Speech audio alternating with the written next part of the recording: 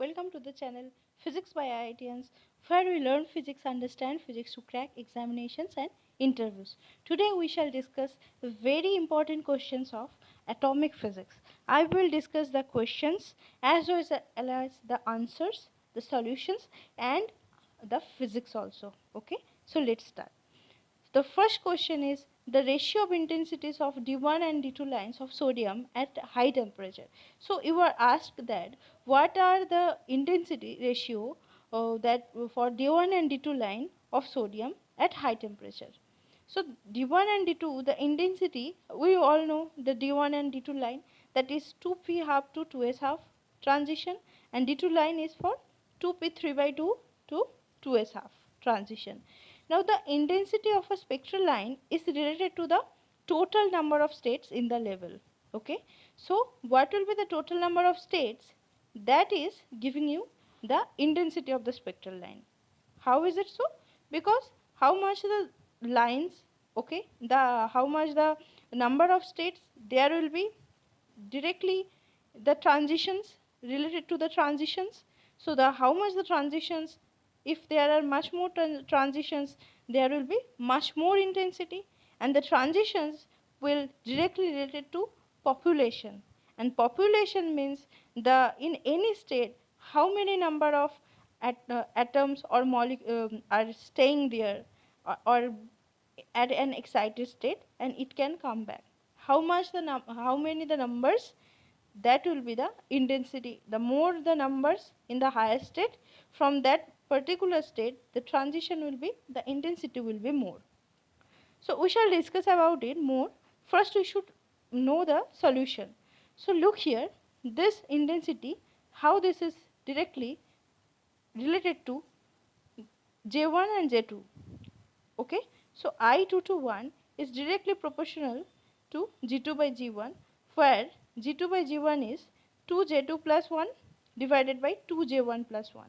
So D2 by D1 will be, for D2, J2 equals to 3 by 2, for D1, J1 equals to half. So that will become 2 is to 1.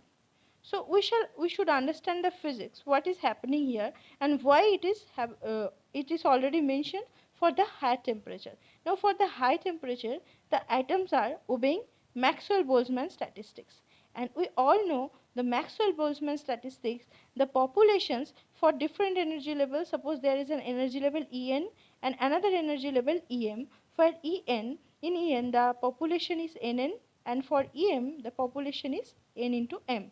So the ratio of populations, that is Nn by Nm, equals to Gn into e to the power minus En by Kt divided by Gm into e to the power minus Em by Kt. Now for higher temperature, that is Kt is greater than delta E, the Nn by Nm, this factor is negligible, and Nn by Nm is dependent on Gn by Gm, and these are the weight factor, or this is the number of states at that particular level, and in this case this is denoted by 2j plus 1. So Gn is 2jn plus 1 and Gm will be 2jm plus 1, or G1 by G2 will be 2j1 plus 1 by 2j2 plus 1. So intensity is directly proportional to G2 by G1. So from here you can also search, you can also get the formula of I, total formula of I, in any standard book. You have to search it, the intensity of the spectral line. Okay, so let's come to the next question.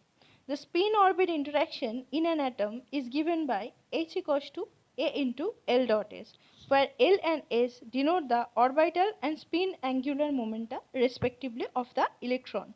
The splitting between the levels 2p 3 by 2 and 2p half is. Now here, look here, the spin orbit interaction is given by this term, that is A into L dot S, and you have to understand what will be the delta E, that is the energy difference between these two levels. So how H or E, you can also understand H is Hamiltonian, is the E here, and delta H also equals to delta E, which I was telling, that the splitting between the levels. So the spin orbit interaction in the atom, that is given as H equals to A into L dot S. Now H equals to A into L dot S, we can write it as A into we know that J equals to L plus S. So J square equals to L square plus S square plus 2LS cos into angle between L and S. So it will become J square plus L square. So if you want to find out L dot S, so what will you get here? This is the L dot S term, because LS into cos of LS, that is the angle between the LS. So this will become J square minus L square minus S square by 2. Okay. So what is exactly written here? This L dot S term as J square minus L square minus S square divided by 2. Now quantum mechanically, J is root over J into J plus 1, L is root over L into L plus 1 H cross, S is root over S into S plus 1 H cross. So you find out the values and you put the values. Now you find out the energy splitting, means the energy difference between the two levels. So you have to calculate, for this formula you have to calculate J, L and S value.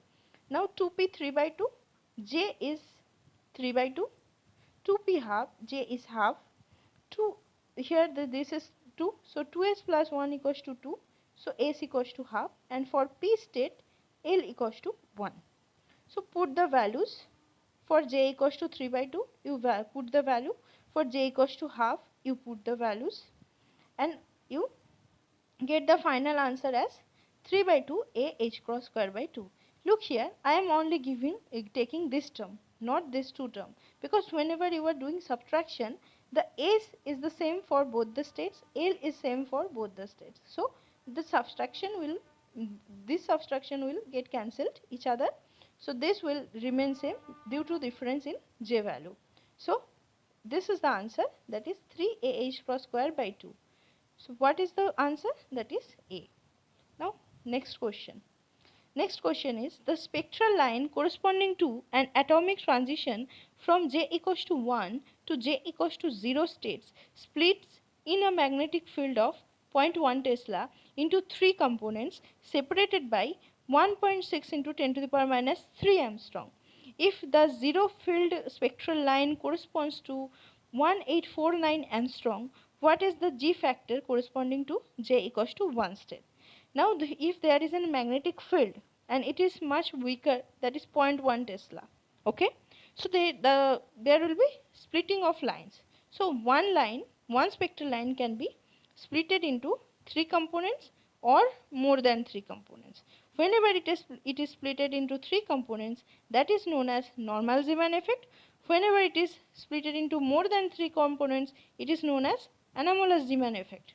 Now there is a question that what are the differences, or how to know when there is normal, when there is anomalous. In this case, it is already given that there are 3 components. So you can all understand that it is normal Zeeman effect. But also if this is not given, okay, so if this is not given, there is always another hint, that is J equals to 1 to J equals to 0 state.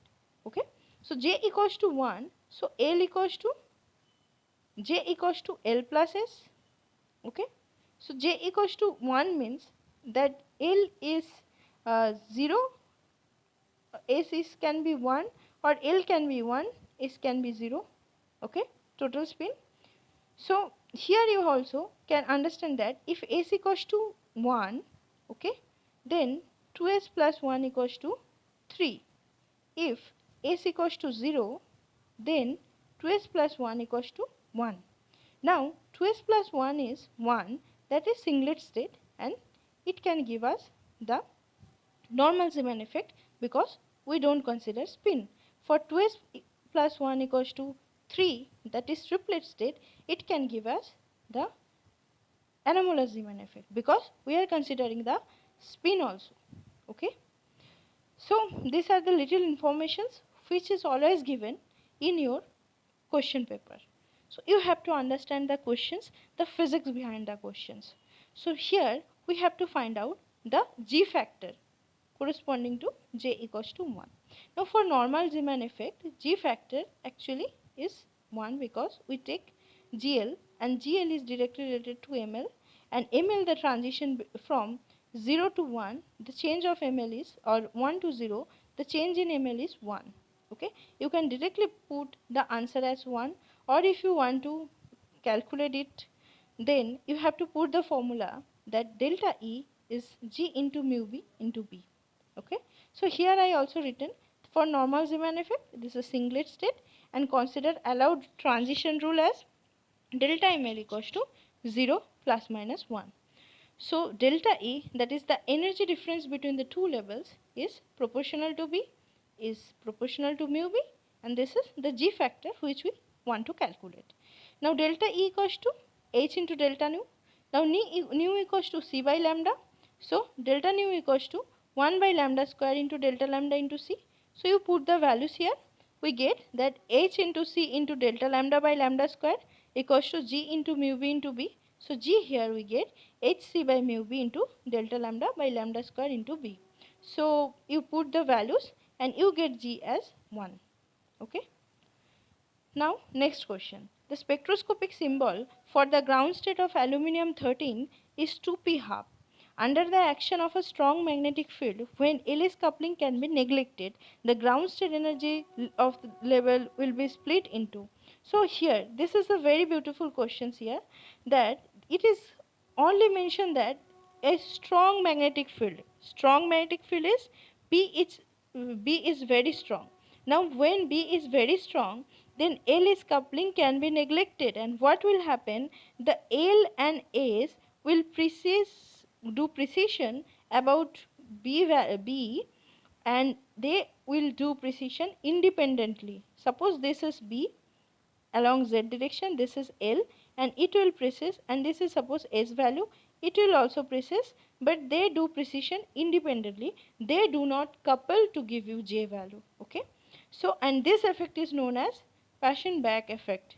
In earlier videos I have already discussed what is Paschen-Bragg effect and what are the allowed transition rule. Please watch that video.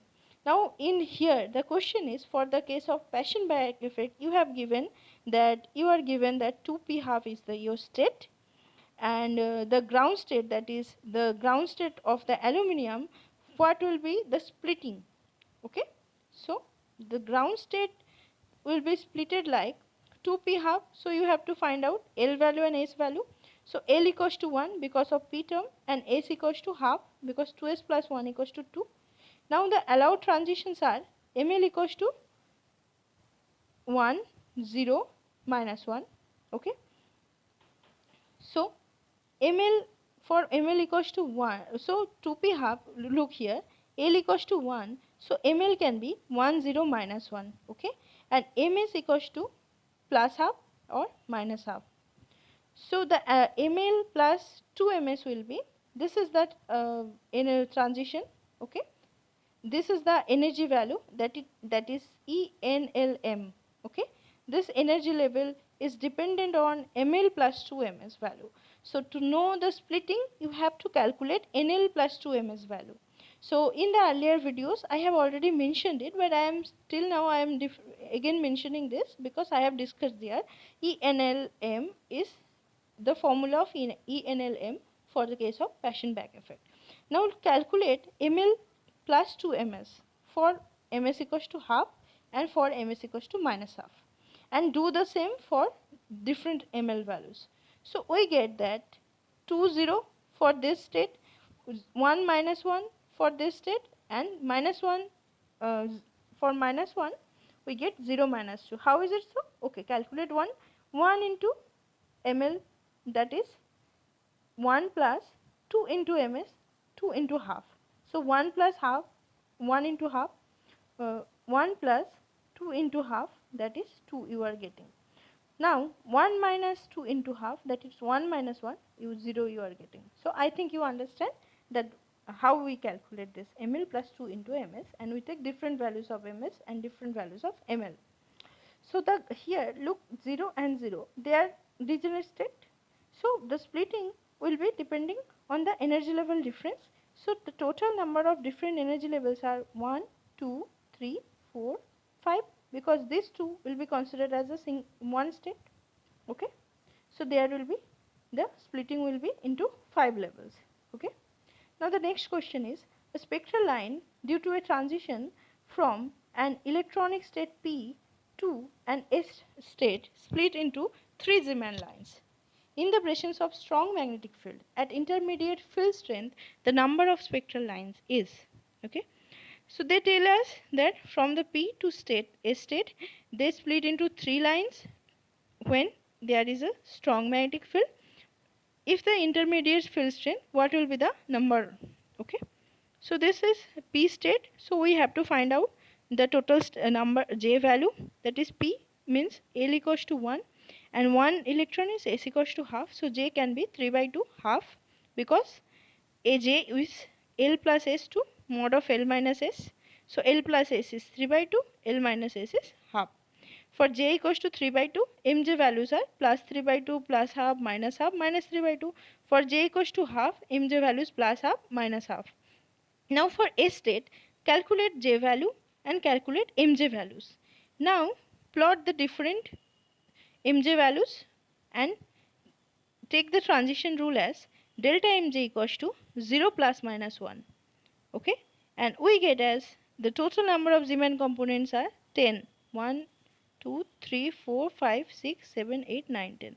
How did I calculate it? Let me tell you that I took this Mj values for this J equals to 3 by state, J equals to half state, and J equals to an S state. These are two for L state, J equals to 3 by 2, J equals to half, and this is for S state, that is J equals to half. And J equals to half, I take Mj values plus half minus half. For P level, actually these are P level for a single P level, and this is S level. Okay, I should show it. This is a single P level, there are two splitting, and this is a S level. Okay, and then I take transitions with the above rule, that is 0 plus minus 1. So let us find out. Suppose you are taking this 3 by 2 to half. How do you calculate delta ml value? You have to calculate that half minus 3 by 2. Okay, so half minus 3 by 2 is 2, 1 minus 3, that is minus 1. Okay, that is final Mj minus initial Mj. Okay, so that's how I calculated it, and the total number of components are 10. Okay, so this is the answer. Now the next question is, how much does the total angular momentum quantum number J change in the transition of chromium 3d6 atom as it ionized to chromium 2 plus 3d4? So what will be the change in the J value? For to find out J value, what you have to find out? The spectroscopic term notation, that is 2J plus 1 L J value, and you compare the two different J values for these two chromium, and then you have to compare it and then answer. Now chromium 3d6 as ml value, this is the 3d6. Okay, so D have 5 suborbitals, so and 6 is 1 2 3 4 5, then 6. Okay, so the ground state is L equals to sum over ml. So how do you sum over the all the electrons? So you calculate the 2 plus 1 plus 0 minus 1 minus 2 plus 2. Okay, because this all are spin up electrons will be filled first, then it come to the spin down, and for individual electrons you calculate ml values and you put the sum, and then you get as the value is 2.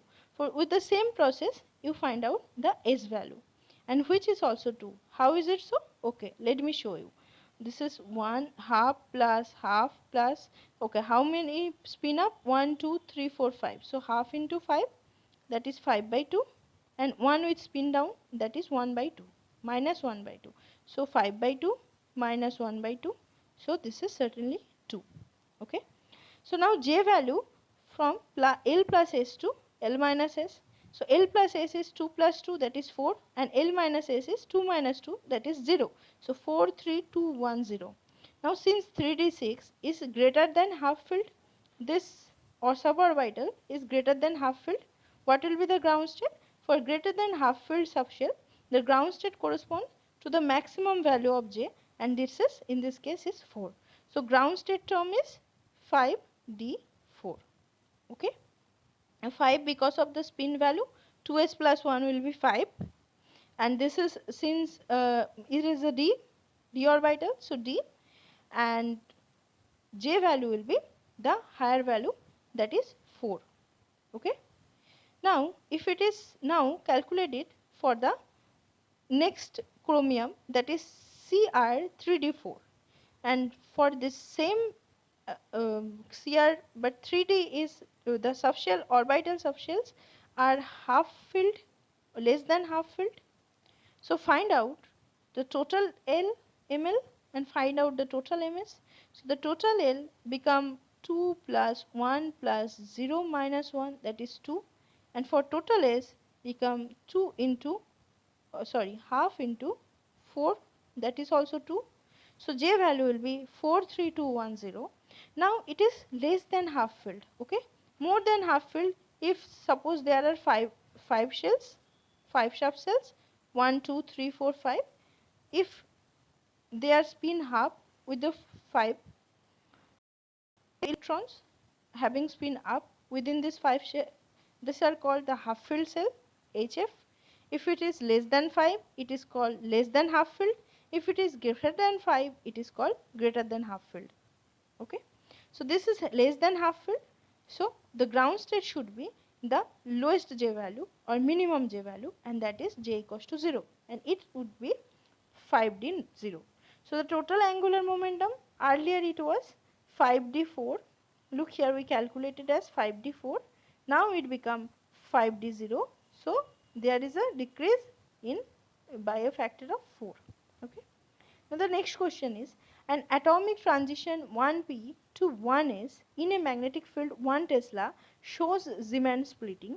Given the Bohr magnet on mu b is this much and the wavelength corresponding to the transition is 250 nanometer, the separation in the Zeeman spectral line is approximately, you have to know the value. Now here it is not given that is it a normal splitting or anomalous splitting, but this transition has been given, that is 1p to 1s.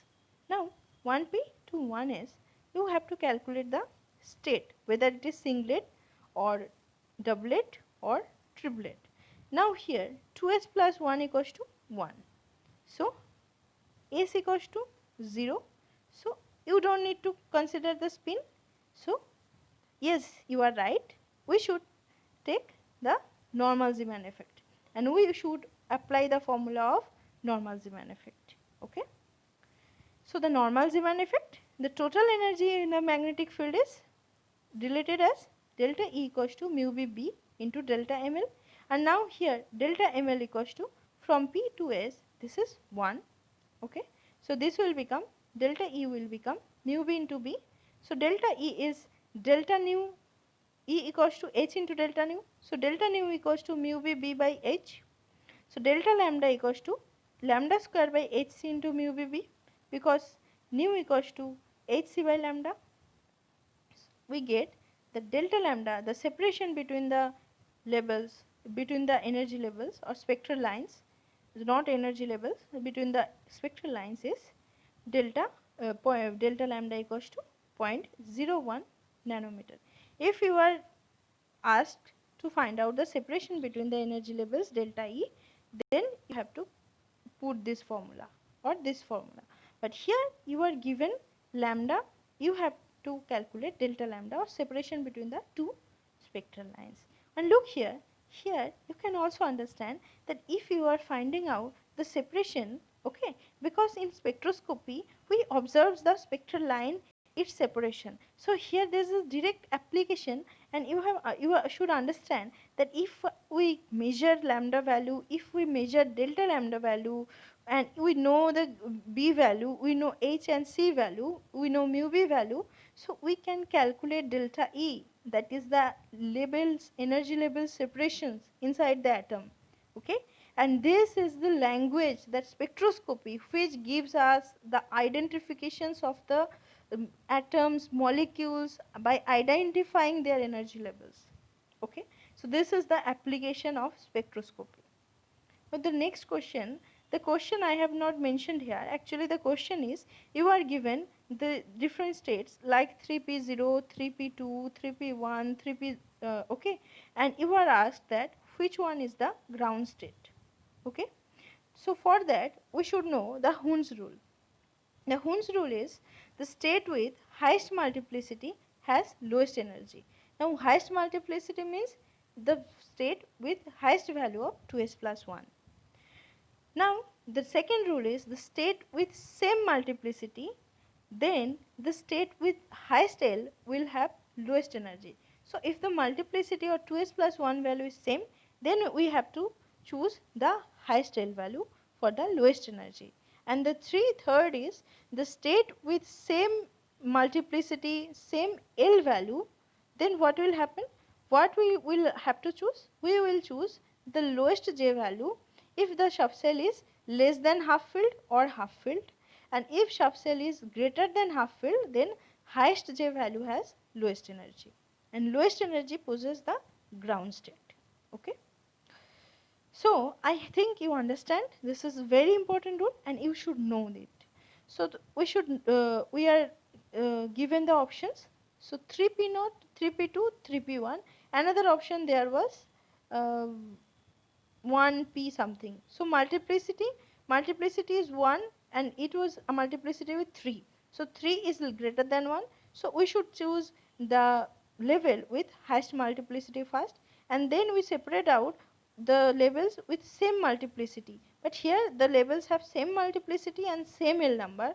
What we have to know, we have to discuss here, what we have to understand here, the levels are half filled or less than half filled. So given that this is the NP2 level. So NP2 means in P level here 3 subshell. So if there are 3 subshells and there are 3 electrons, it is half filled. If it is less than 3 electrons, it is less than half filled. It is greater than 3 electron, it is more than half filled. So 3p2, that is less than half filled. So ground state should be the lowest J value, and this 3, among these 3 levels, lowest J value is 0. So 3p0 is the ground state.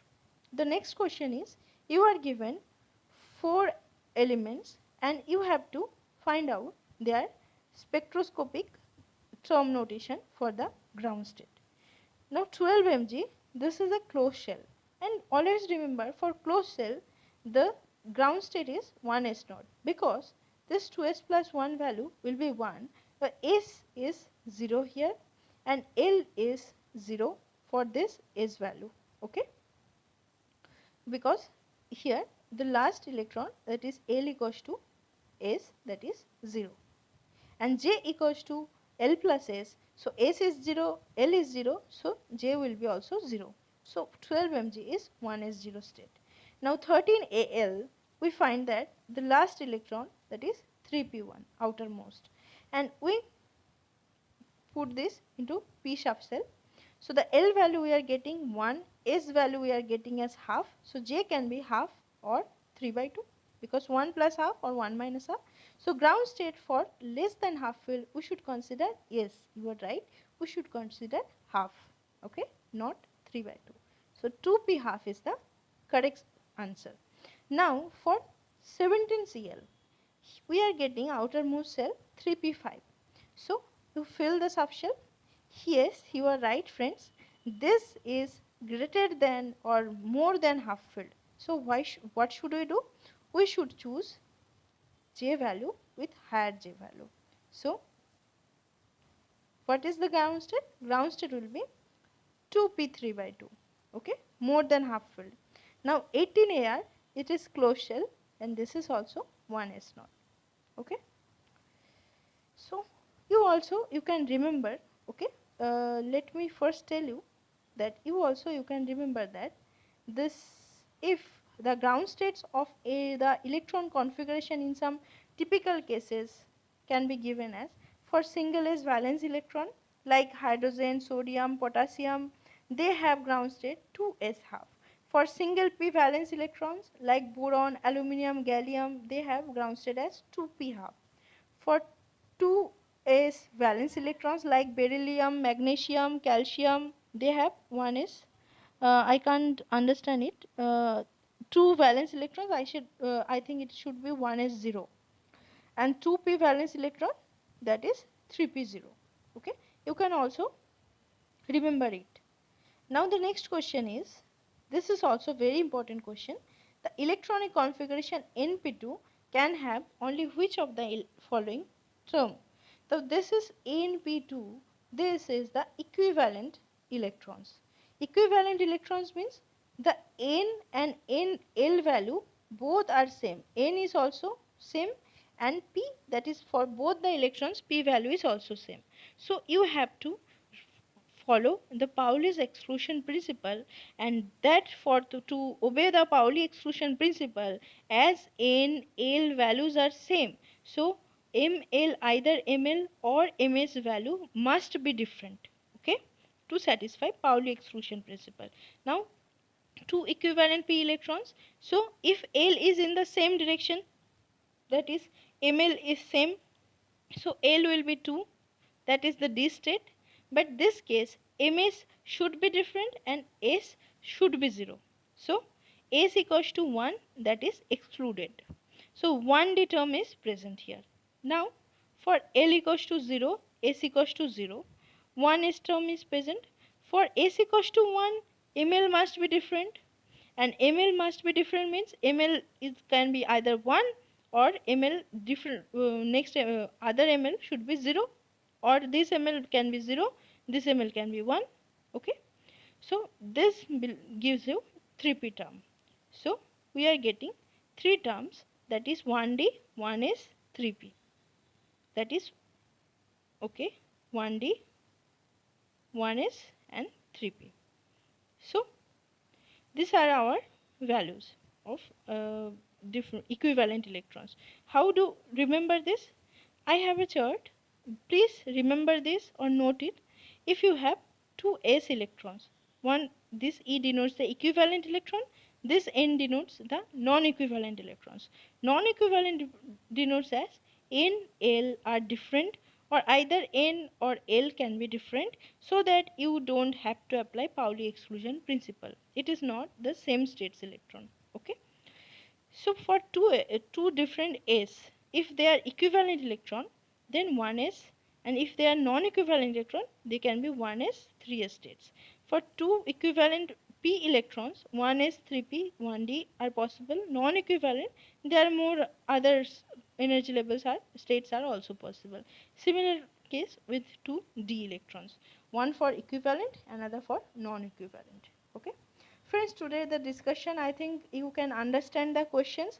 Please note down the questions. If you have any doubt, please ask, and also join our Telegram channel where we post regular questions, research papers, and also you can discuss with your friends there.